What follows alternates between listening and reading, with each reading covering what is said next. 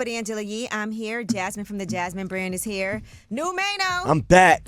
Mano's here. By the way, I was looking at the Jasmine brand, and I see they're doing a Real Housewives of New Orleans series, according to rumors, and they're casting.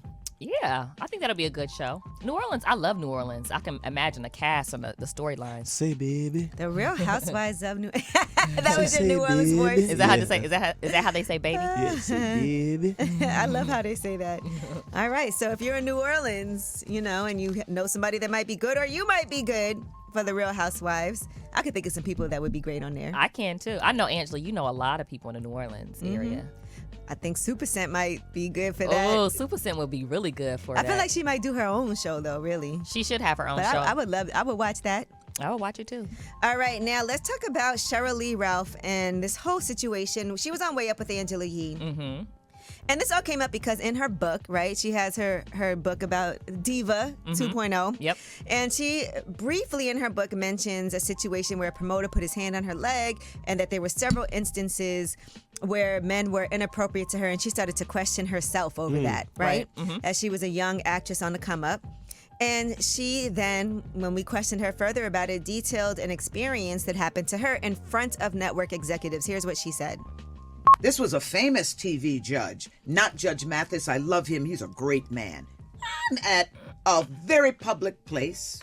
I had my suit on. I was handling my business for the television show I was on at that time. He and I were on the same network. This man walked in, grabbed me by the back of my neck, turned me around, and rammed his nasty tongue down my throat. Oh, my God. And everybody at the network saw it. I called Mark Morial. Mark Morial, he said, you want me to send the police there right now? Somebody at the network tapped me on the shoulder. They said, please don't. All right. Well, Judge Joe Brown then posted, because I guess a lot of people started tagging him. Right. He said there's false rumors being spread that I mistreated a certain lady 25 years ago. By the way, no one said 25 years ago, right? Oh, yeah, you're right. He said, I categorically deny both those rumors and any acquaintance with the lady in question. And then somebody posted Judge Joe Brown for mayor of Memphis and said the timing is uncanny. And I guess he's trying to say that he's running for mayor. Maybe that's why. And then he also said that he might bring in his team, his legal team. Here's what he had to say as he did a video about this on YouTube. I might bring in my legal crew and proceed for defamation of character. You see, when they put my face next to hers and they start doing that little stuff there, that becomes innuendo. And I think I know where the deep pockets are, where I might proceed for defamation of character. Now, so far, she hasn't said anything that implicates me.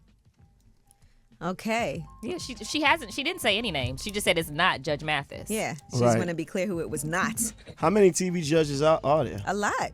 And how did he know it was 25 years ago? I don't know. That was the one part that I was like, 25 years ago. I don't think it nobody- was too many TV judges on the same network as her around the same time. This didn't happen 25 years ago. I never met her 25 years ago. But she's been on more than one show, too. So we also don't know which network she's Right. talking about. Right, you're right, Angela. Yeah, because it's not like just one show she's been on, you know? Here's more from what Judge Joe Brown had to say.